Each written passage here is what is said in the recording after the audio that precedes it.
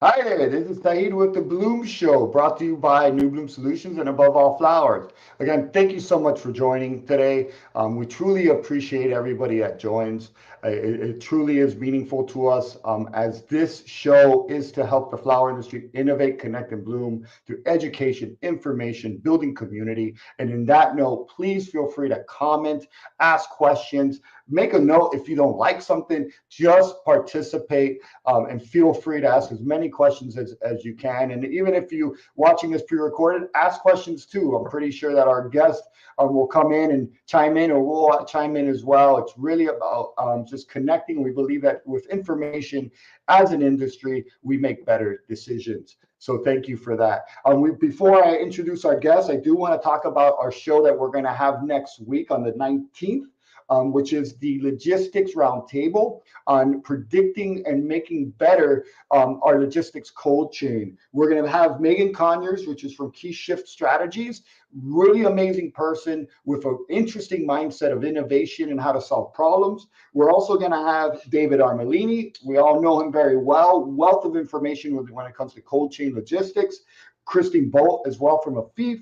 We're having Simon Millen from Solent Freight, one of the largest freight wholesalers of air freight and produce, air freight and cold chain air freight or cold chain within the entire industry. And then also Sharon Garcia of Crowley Logistics. And that's more of the sea freight side of the industry. So we're going to have her, and she might even be in the flower industry, but it's important to bring in different perspectives from different sectors and different industries as well to help solve problems and find solutions. So again, that is at 12 p.m. next week. Please remember to subscribe. Take a second to subscribe. Take a second to press the little alert button, and that'll keep you in tune so you never miss an episode.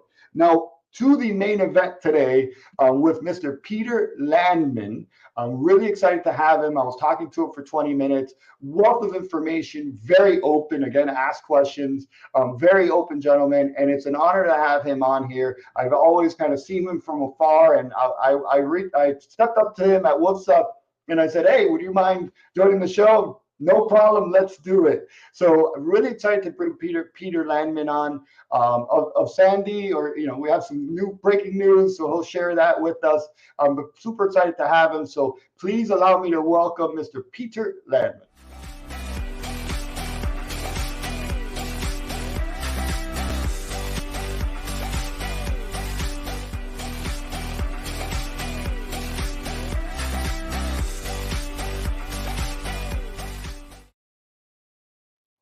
Hello, sir. How are you today? I'm doing phenomenal. It's always funny, like we'll hang it out for 30 minutes and then I introduce you. It's like we never saw each other. But, You're right. but thank you again for being here. And thank you to the guest as well, the viewers as well for being here. But thank you again for taking your time all the way from where are you today? Right now I'm home in the Netherlands. I have several homes. I also have a house in Ecuador, in Quito. Beautiful. But my main house is in the Netherlands. I'm living in the northern part of the Netherlands, north of Amsterdam, in the middle of the tulip fields. They're almost done blooming, but I still have some tulips here. Oh, that's Um, stunning. and so yeah, it's beautiful. Around my house, it's like as far as you can watch, there are tulips blooming. That must be beautiful. And so is it the countryside where you're at? And hopefully this year I'm going to be going to that area, but is it the countryside? Or is it close to the city? Tell me about that. No, it's not close to the city. Okay.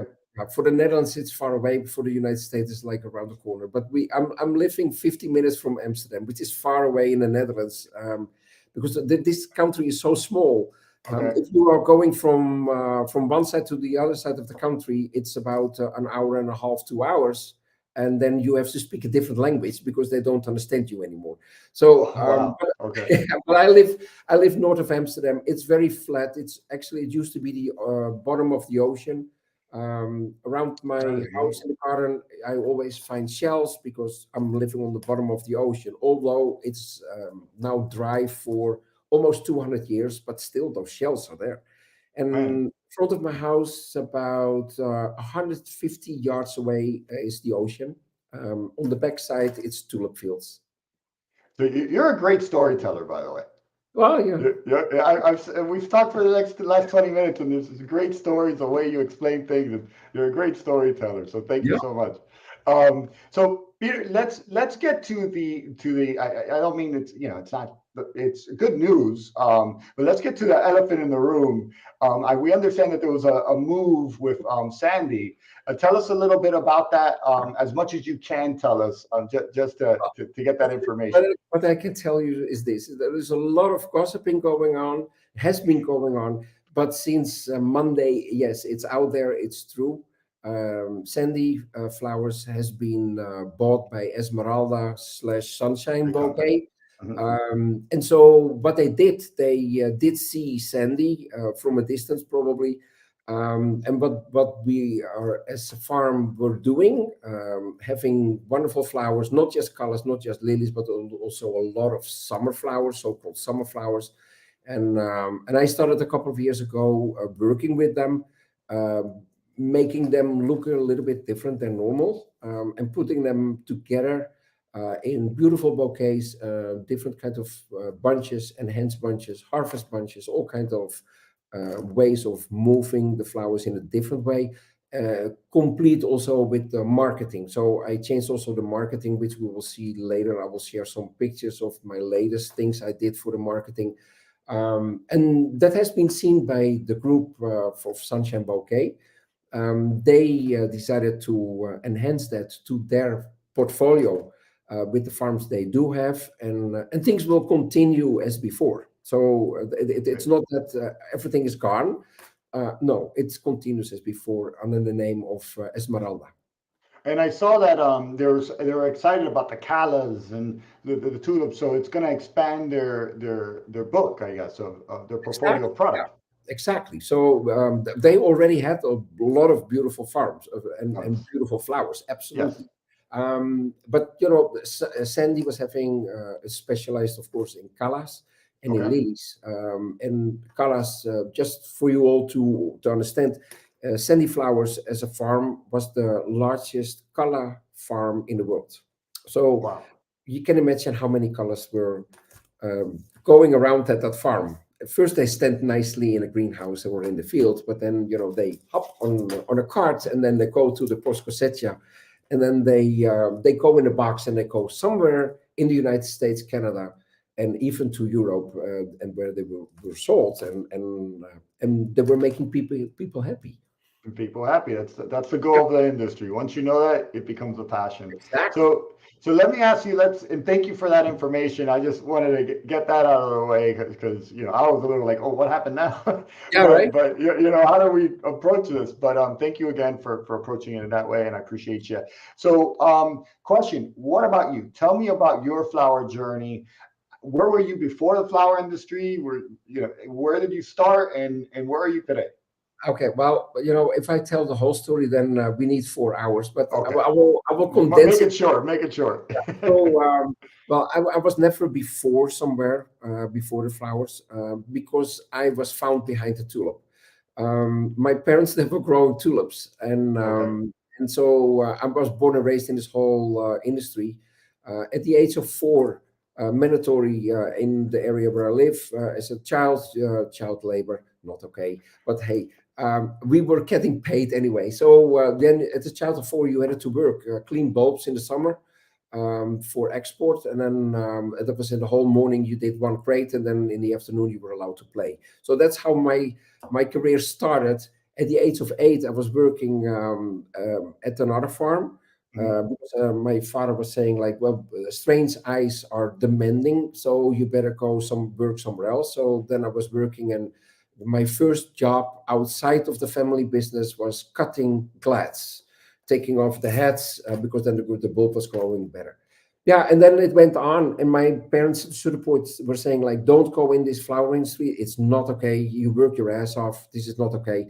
So you better go study." I went to the university and I saw all those books. I was like, "This is not for me." So I went to study in Aalsmeer, which is a study of 4 years where I studied floral design and agronomy. So I am an agronomist and as well a floral Wow. designer.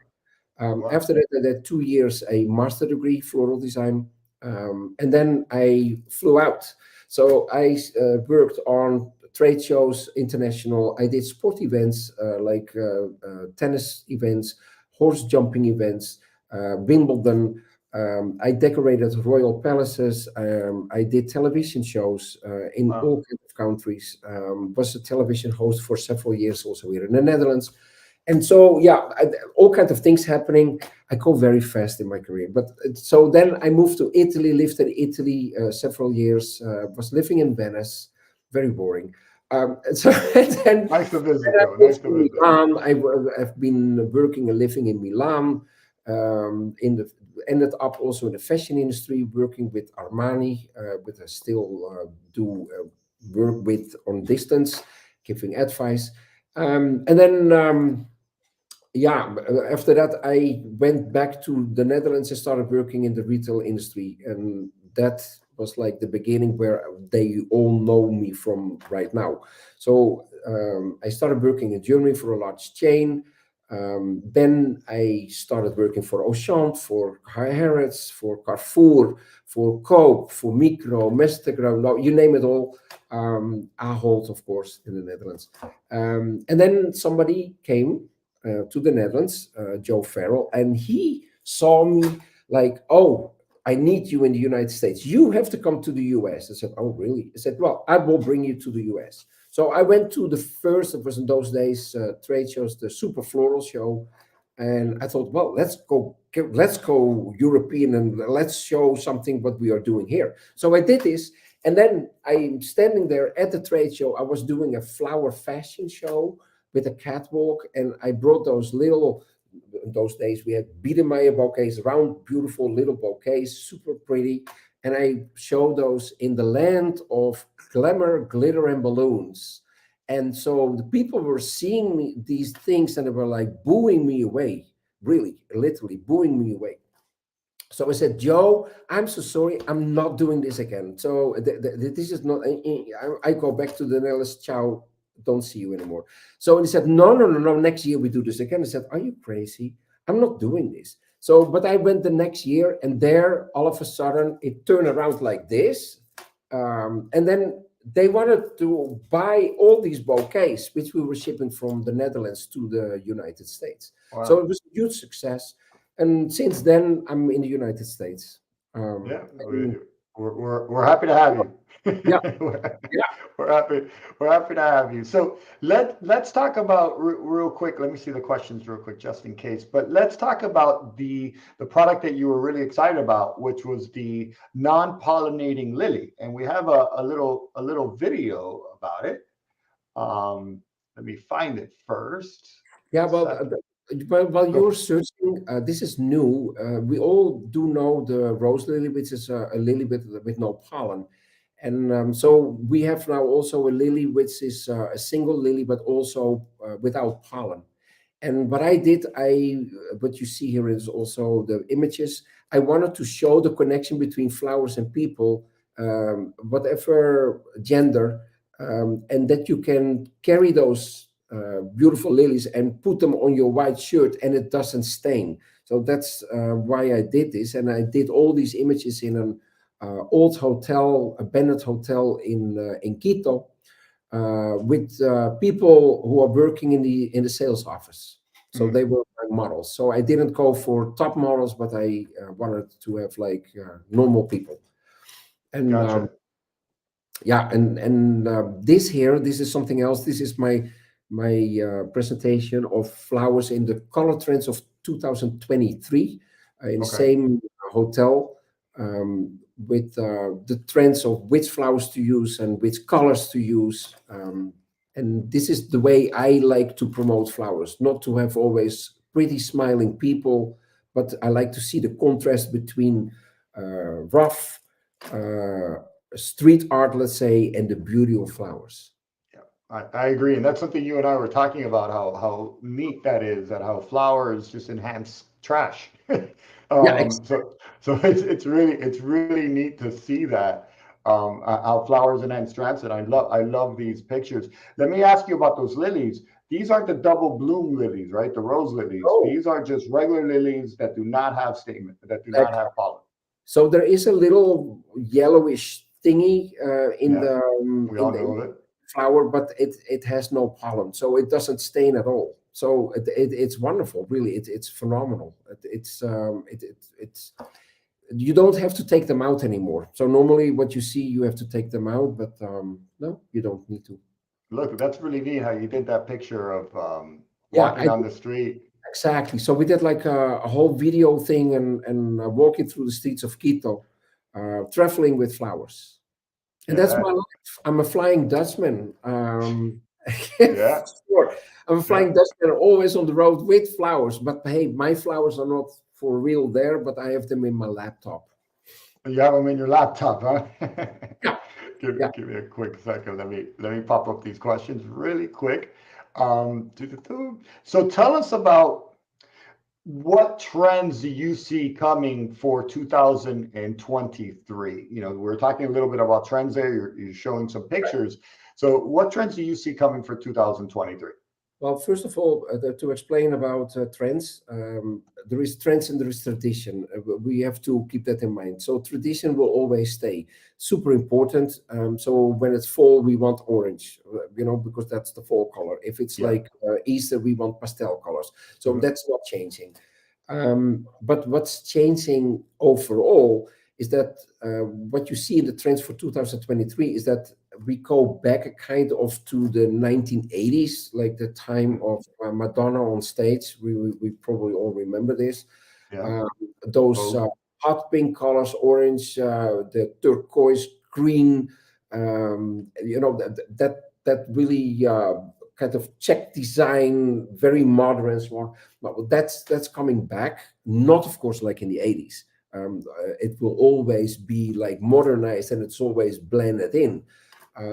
That's about the colors. But then consuming behavior, let's say, we continue to go back to relaxed. We want to be in our own little world of peace in this crazy world where we all run around and we have like phones and laptops and too much things going on the whole day. And so we want to be in peace. So meditation is important, yoga is important, but also flowers is important, and greens is important, and herbs and vegetables at your house is important to grow it yourself, to be sure that there is no poison in your food, and to see it how it grows, and when it's ready that you cut it off and you make your lettuce bowl or whatsoever, salad or whatever you make, and proudly present it to your friends who are coming to your house, to say like, hey, you know what, I grew this myself, and mm, this is like born and raised here on my balcony, and now it's on your plate. Those are the little things in life that people are more and more appreciating, and that becomes more and more. And the good thing of our industry is that flowers and plants and herbs and veggies are part of that. So, and we live in this, and we have been seeing this also during the pandemic, where people were locked up, and you could literally in certain yeah. countries, states, you couldn't go out. So what do? You want to bring nature inside, and that's what I did. And we did see this also in the industry, where there was at a certain point a lack of flowers and a lack of plants and not enough bulbs and because people all of a sudden went crazy, which we never could expect, as a matter of fact, that it was that extreme, Yeah. which was wonderful. And I truly hope that the industry, the mass market, the retail florist, everyone Continues. who is connected, that we keep on promoting this, and that we don't say like, oh, this is hallelujah, hallelujah, it was fantastic. But then at the end, when we don't keep on promoting it, then it sleeps in again, and then they forget about it. So we really have to push it a little bit. But overall, the trend is that people want to be connected and surrounded by flowers. As you can see also around me here, I have flowers, I have Surrounded by flowers, yeah, I have of course. trees behind me. It's like a jungle here in my house. So Diego R, I just popped them in there real quick, but Diego R, let me get him again. says, I'm not sure who Diego is, but nice to meet you, Diego. He says, nice. So I guess he likes the information you're giving. And then, question for you, post COVID versus pre COVID, what is one design trend that happened for supermarkets? Is it a smaller bouquet? Is it a more simple bouquet? What's that one design trend that you could say this happened? This is super complicated because you know what the COVID is the COVID, and that was the disease. So there we were looking for flowers and greens, and what I was explaining. But something totally else happened, and that was devastating for everyone. It's because of the COVID, this whole transportation stream that we have around the globe was totally upside down. So planes Yeah, were not flying anymore. Vessels with containers were overloaded or didn't go. It was a hot mess. I'm telling you, a hot yeah, mess. With that, prices they went through the roof of transportation. So this reflected in the beginning that the farms they were eating in the beginning all the cost because they couldn't change the price. But so they were having like less of a margin or sometimes even negative. Then later on, they were able to move it on to the final customer, let's say, or the consumer or the wholesaler or mass market, whatever channel it was. But it was always too late because when you when you adjusted it, then the price went up already. So it was like walking behind the whole situation. With that, I do notice, and I did a whole research the last week with Mother's Day also in the United States by traveling through the country. What I do see is that yes, everyone has to make his bouquet, his arrangement more expensive at the end because you know flowers are more expensive, so we have to make it more expensive. Does the consumer accept it? That's the big question. And I did see in certain locations that it was accepted, mhm, but in a lot of locations it was less accepted. So what you do see is that a 14.99 retail bouquet now should cost, let's say, $20, right? So it's $5 up. If it was just a dollar or two up, they were still buying it. It was not a big deal. But now they realize the difference from this. You know, now you get this for $20, and otherwise you were having this for $20. So yeah. so they Wow. are realizing it, and there is a tendency in numbers that the dollars sold in the industry, in retail, let's say, are still the same or up. And you might think that's cool. It's not so cool, as a matter of fact, because the SKUs are lower. So there is less product sold, less units, but the dollars are still there. Yeah, that's nice. There are still dollars coming in. But if you look at this at the end, at the point of this, is that yeah, less flowers will be asked for. So we had this immense growth. Yeah. I'm afraid that at a certain point that we now are going down again. So I truly hope that the farms are not like putting so many more flowers in all the empty corners they were having at the property, because I Not reverting back to the old. Yeah, I got yeah, you. It's actually we preparing for the broke future. again behind the whole situation. Makes So sense. that's Makes sense. let's say the whole COVID story. So we are not done there, Yeah.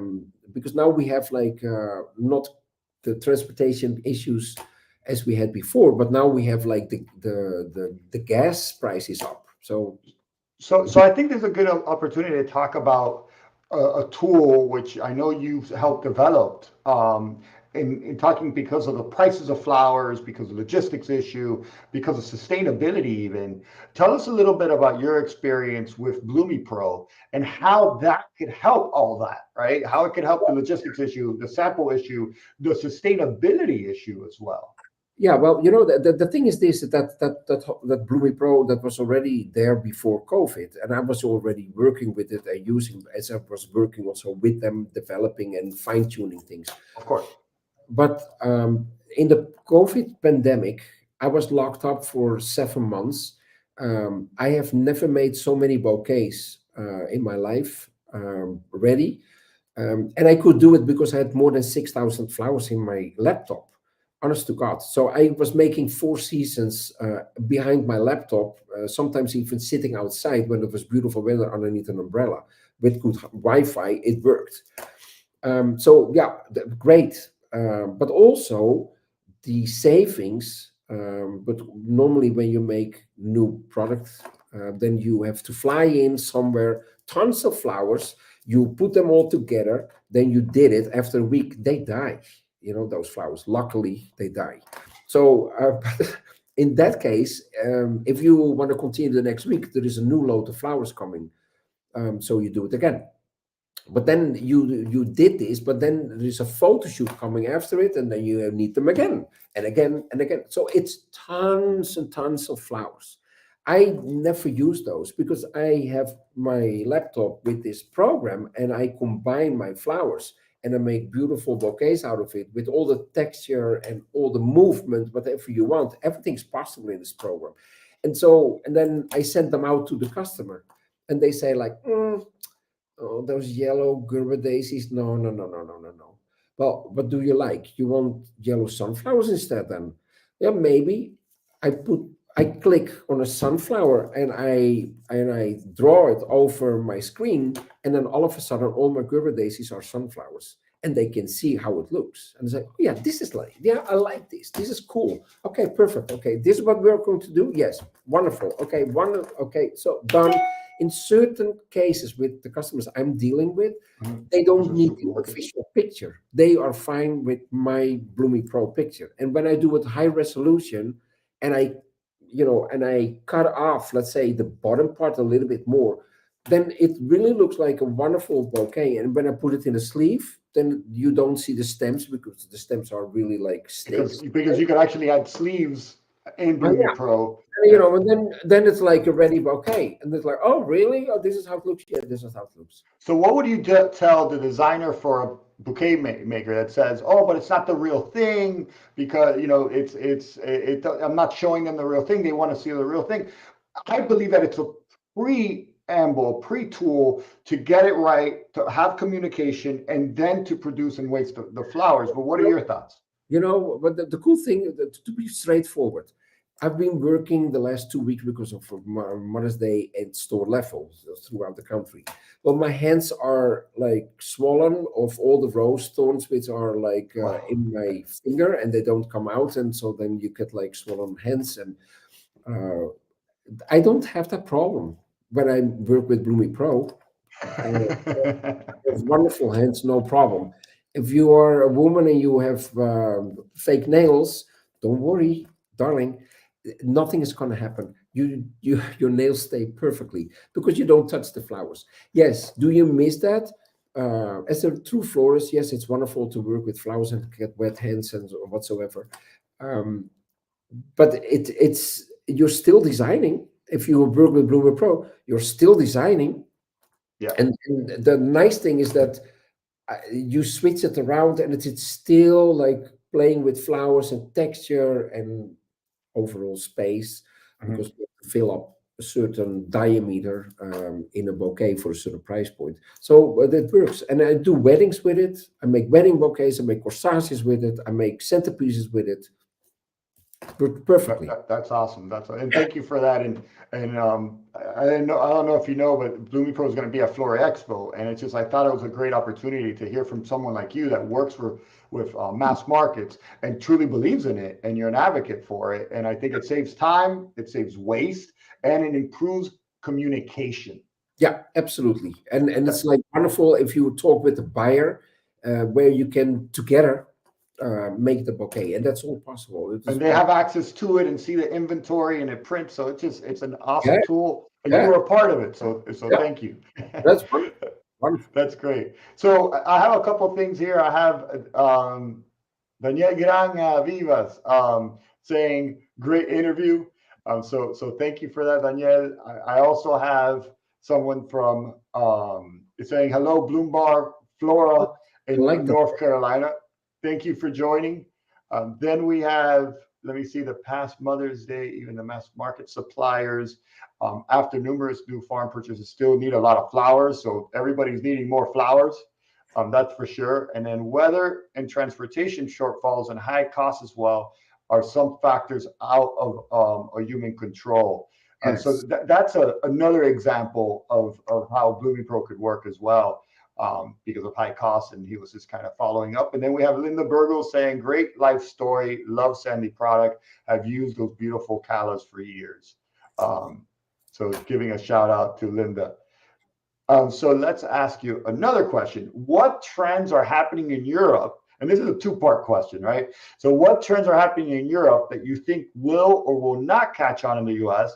And then are there any trends that hit in Europe but never caught on in North America? And that could be either trends or even companies or innovations Yeah. or anything like that. No, for years, and still they do this, specifically in the UK, but also in France, Okay. where they sell beautiful bouquets. They wrap them up beautifully in paper, and then they go in boxes. So it's like a gift box, and on top, those flowers are popping out a little bit. You can purchase that one, you bring it to someone, you put it on the table, you leave it. Most of the people leave it as it is because it's a wonderful gift. Or Yes. they make arrangements inside the hat box, and that's how they deliver it. And we've seen that throughout, even the US, correct? Yes. Yeah, we see that. We see that with the preserved roses. There it works, but you can do this also wonderfully with fresh flowers. Mhm. That didn't pick up as much as it does here in Europe. So they really didn't pick that up. I think it's a pity, but I also have to realize one thing that how a very close friend of mine, Renee, always says like, "Hey, honey, this this is the world of balloons and glitter." And That's what so you yeah, said, yeah. it's Europe is not the United States. We also have to realize that. So but I was expecting that it was taking off and that it was like also something for the United States. It did not work out. So it was not executed in the way Mm. it can move through the channels in the United States, because the channels are different. Wow. Another thing, a trend which is right now in Europe, it's hot, where I am afraid it will not be as hot in the United States, is bouquets. When we talk about bouquets, which they call in the Netherlands, they call it pluk bouquet. Mm. That's to translate, that's like a picked bouquet. So you have like flowers which have a lot of space, that is very open. There was also one picture in the series you saw passing by, of the photos I did. It's very, very airy, let's say. But I'm afraid that we have to Americanize this, and not to make it so simple and so empty, but that we have to fill it up with some more greens so that it's like more body, because hey, everything is bigger in Texas. So so we need to have like something more with body, let's say. Then it might work. Mhm. As extreme as what we are doing here in Europe, I think it will not be understood. It will be understood though, in states like on the West Coast, most probably, um, by um, by by the kind of hippie people. They will understand it, because they already do this for years. They have like a very old vase, and they put three stems in it, and it hangs around with the way it hangs around, and they're Yes. super happy with it. And that's also what I'm promoting right now. I did Okay. this in Colombia, with carnations, which is known for a lot of people as a very boring old-fashioned flower, which is not true, because actually it's a hot flower and it's like super fashion. Okay. But there, in videos and presentations, I also show that just three or one flower or two or five, maybe just hanging wherever they are in a Mhm. vase, something which contains water, that it makes your life happy and that it's pretty. It doesn't need to be full design always. Talking about designs, I saw something, and I think you might have been involved. The mandolin style. Does that make sense to you? It was a mandolin style. I saw it actually in an inventory of Blooming Pro, which was bouquets that are kind of like square, and it's different layers of bouquets. Really interesting stuff. I thought that was a European. It was called mandolin. It doesn't ring a I'll, bell. I'll show it to you one day. I was Yes. just curious if Oh that God, was I'm still. behind. I'm behind. Oh God, I'm behind. No, no, I might have been behind. That might have been past and wet. So I just saw it, and I'm also very curious. So I saw it, and it might have been came and go. So I was just making sure that it's still not around. What are your if you were to pick three go-to flowers for supermarket bouquets? What would they be, and why? Like the durability, the color, the texture. And I know it's a hard one because you're a designer, but you want to use all of them. But what would be three of them? Well, yeah, well, carnations, yes, because Okay. I believe in carnations. I believe in standard carnations, but most of all, I believe in the new types of carnations which have been developed. So that's like the dianthus, it's Bicolor. Yeah. the ball, the Okay. green balls, but it's Gotcha. also like the spray carnations with the little flowers. They give like a texture which is a garden texture, and that's what the consumer is looking for. So that really those are super important to use them the right way, by the way. Yeah, not that Hmm. it's like 10 Just throw them in carnations there. and gypsophila, because that's like not the way we should do it. um, Another one is dahlias. Mm, There's a lot of development going on dahlias to make them shippable. that's We what I was all do thinking. know Yeah. that it was difficult. In the past, we could only do it from local growers, very close to the store, so that everything was like came in the store perfectly. That's super important.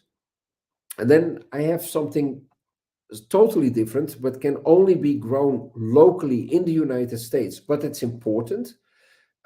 That's blackberries. Mm, Blackberries as a decoration stem. So those are blackberries with no thorns.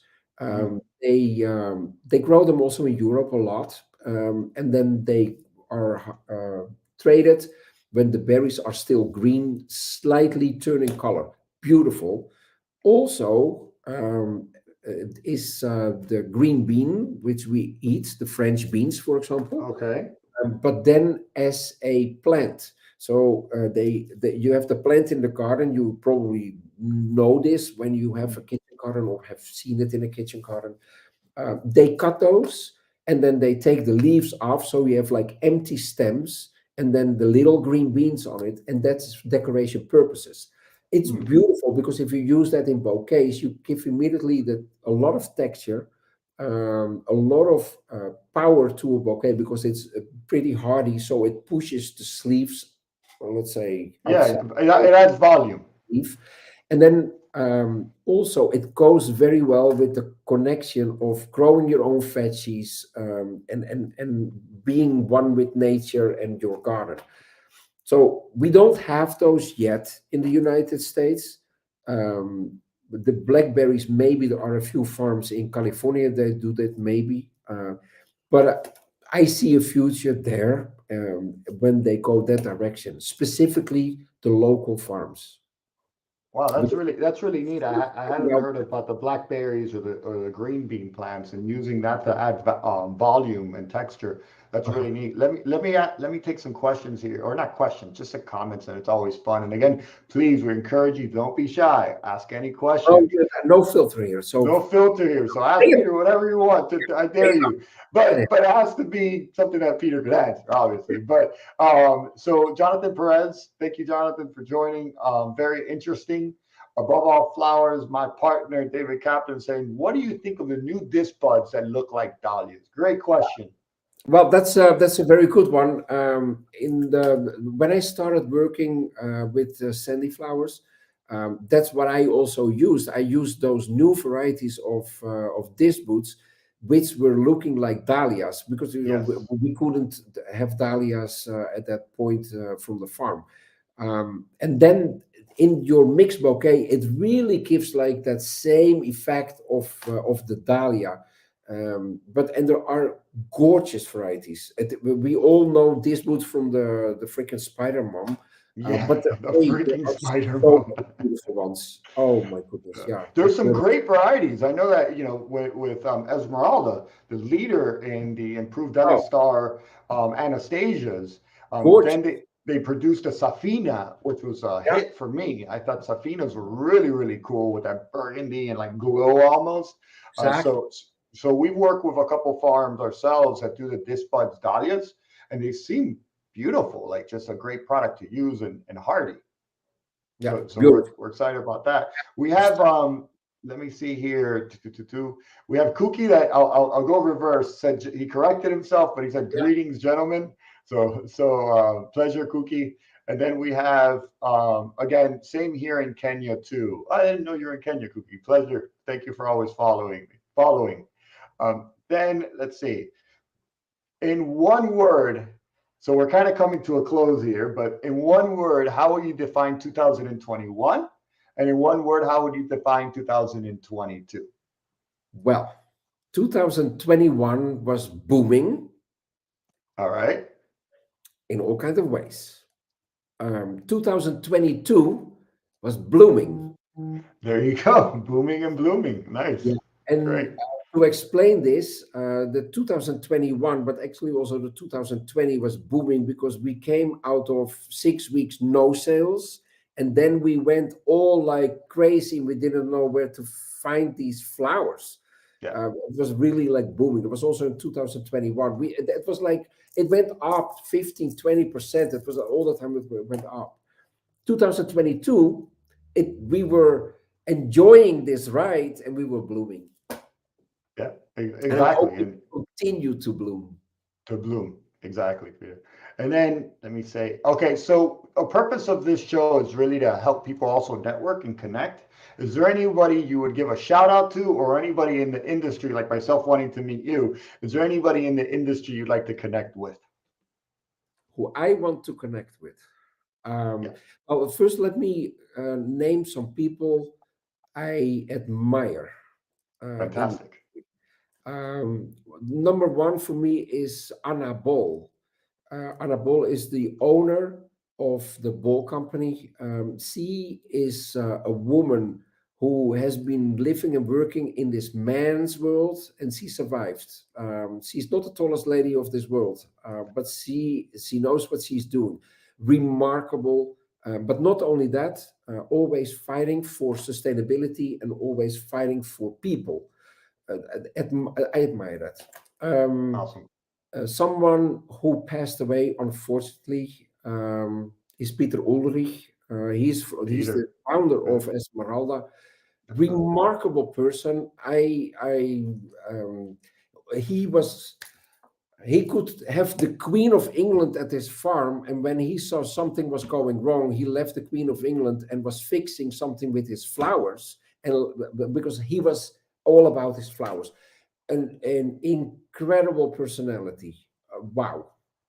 Um, in my A profession, legend, a pioneer. designer, Uh-huh. I admire Johan Weiss.